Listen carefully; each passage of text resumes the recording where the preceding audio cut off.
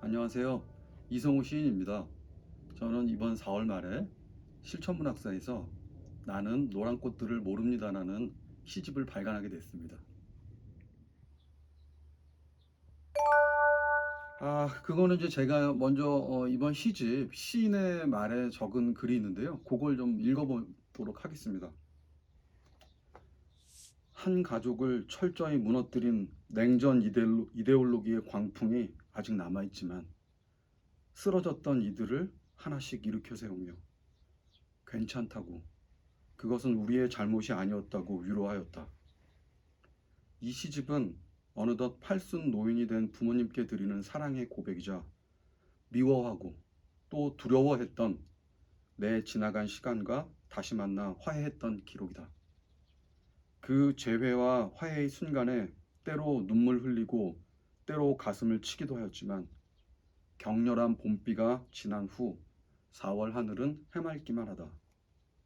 마음이 조로했던 쌍둥이자 피터팬에게 철들자 사랑하자. 어, 이렇게 시인의 말을 적었는데요. 그렇습니다. 지필 취지를 한마디로만 얘기한다면 역사를 시로 기록하기라고 제가 말씀드릴 수 있을 것 같습니다. 사실 저희 가족은 그 참혹한 인권 말살의 한복판에 있었습니다. 그래서 시집은 그 과거를 현재로 소환해가지고 그걸 다시 한번 정면으로 맛보고 그것을 기록하는 것. 이게 이제 사실 이번 시집의 취지라고 말씀드리겠습니다.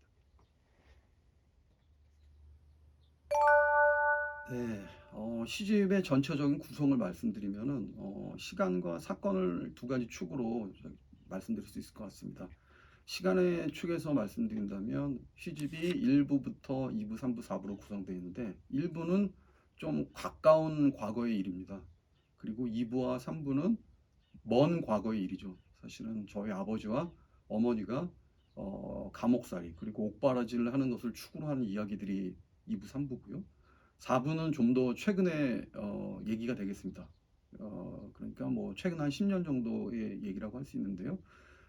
시간의 구성에 따라서 가까운 과거에서 먼 과거로 갔다가 다시 현재로 돌아온 어떤 그런 구조를 갖고 있고요. 이야기 관점에서 본다면 가까운 과거라는 거는 최근에 벌어지고 있는 사회적인 어떤 이슈에 대한 저희 어떤 개인적인 비판과 어떤 해석을 담은 글들이 일부에 있고요. 2부, 3부는 먼 과거의 얘기인데 말씀드렸던 것처럼 가장 중요한 세 명의 시적자인 저희 아버지와 어머니 그리고 소년 시절의 저가 이제 2부, 3부의 그 이야기들을 구성하고 있고요. 4부는 이제 어느덧 이제 중년이 됐습니다. 그래서 처음 저희 아버지가 감옥 생활을 시작했을 때보다 이제 제가 더 나이가 들게 되었고요. 그래서 그 중년의 제가 바라보고 있는 가족과 저의 삶에 대한 이야기입니다. 시간과 사건에 대해서 이렇게 구성되어 있다고 말씀드릴 수 있는데요. 그 이야기들은 크게는 그 과거의 이야기들은 한 세 가지 정도를 제가 말씀드릴 수 있을 것 같아요. 첫 번째는 어머니가 너무 힘드셨나 봐요. 매년 그 3.1절이나 광복절에 특사가 있었는데 희망 고문이라고 한 감옥에 계신 지 한 3년 차부터 나올 것처럼 특사로 나올 것처럼 계속 했는데 안 됐어요. 그래서 8년 동안 옥고를 치우셨는데 나중에 어머니께서 이제 지치셨습니다. 뭐 그래서 어느 날 너무 힘드셔서 안방에 연탄불을 펴놓고 우리 다 같이 죽자 그렇게 말씀하셨던 거 굉장히 큰 슬픔으로 사실은 마음속에 있고요. 두 번째는 어머니가 이제 옥바라지를 하시고 삼남매를 다 키우셨는데 당시에는 외상이라는 걸 많이 했었습니다.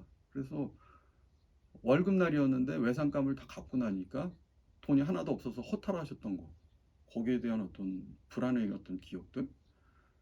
그리고 마지막으로는 이제 아버지가 이제 미국에 가셨다고 어머니 항상 말씀하셨었는데 언젠가 이제 그게 아니라는 걸 알게 됐어요. 감옥에 계시다는 걸 알게 됐고 그거를 제가 인지하게 되니까 아버지가 저한테 그때 제가 이제 초등학교 1학년인가 그랬습니다. 초등학교 1학년이었는데 아버지가 저한테 이제 네가 이제 가장이니까 집안일을 어머니랑 같이 상의해서 결정하도록 해라 이렇게 말씀하셨었는데 그건 또 한편으로 굉장한 어떤 책임감으로 어, 왔, 다가왔습니다. 그래서 뭐 이야기 세 가지 이야기를 보시면은 어, 슬픔과 불안과 책임감 이런 이야기들이 사실은 이 시에 좀 녹아 있고요.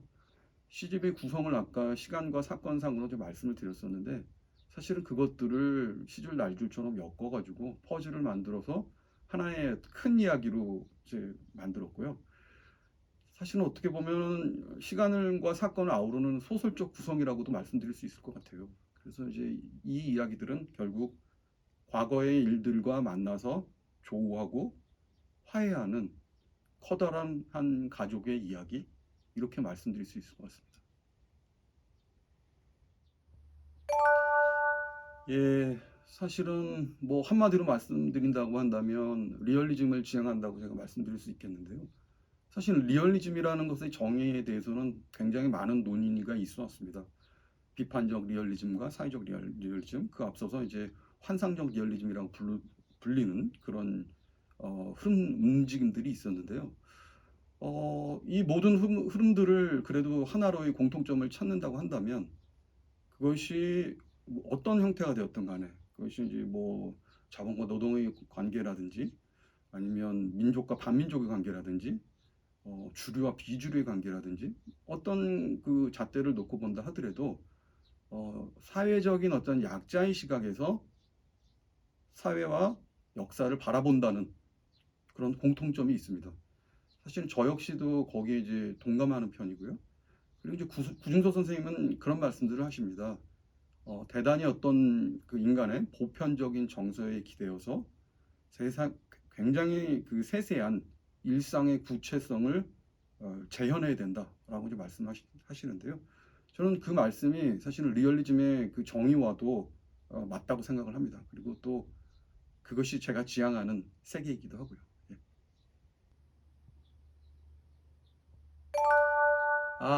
그런 말씀들을 하세요. 너의 이야기를 너를 완전히 정면으로 마주보고 난 다음에서야 다음 글을 쓸 수 있을 것이다. 그런 말씀들을 하시는데요. 사실 이번 첫 시집이 저희 과거 그리고 저희 트라우마와의 조우와 화해라고 한다고 한다면 이제는 좀 그거를 털고 가고 싶은 생각도 있습니다. 그래서 다음 시집은 그 지금 청년 세대들을 좀 그 위로하고 싶은 시들을 쓰고 싶고요. 아마 내년이 가기 전까지는 그 시들을 엮어볼 수 있을 것 같습니다.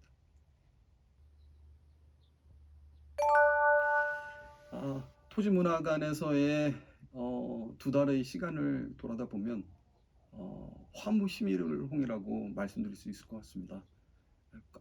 가장 아름다운 꽃도 시비를 넘기지 않는다고 하는데 어쩌면 여기서 만나서 교류했던 작가들과의 그 시간이 활짝 만개했던 10일간의 꽃들이 아니었을까 싶고요. 언제 다시 또 만날 수 있을지 모르고 또 언제 다시 제가 이렇게 또 토지문화관에 다 돌아올 수 있을지는 모르겠지만 아, 활짝 핀 꽃처럼 10일간 만개했고 그 순간순간을 가장 아름답게 보냈다 그렇게 말씀드리겠습니다.